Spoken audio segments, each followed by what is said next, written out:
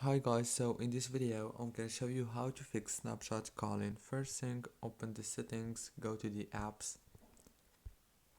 When you go to the apps manager, now go to the Snapchat right here.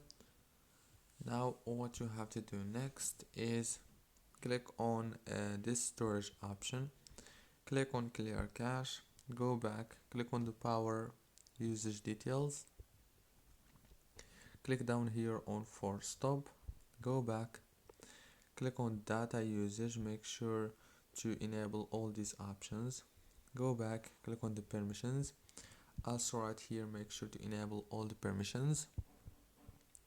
Now go to the settings on your phone, go to the wireless and networks, enable the airplane mode and disable it.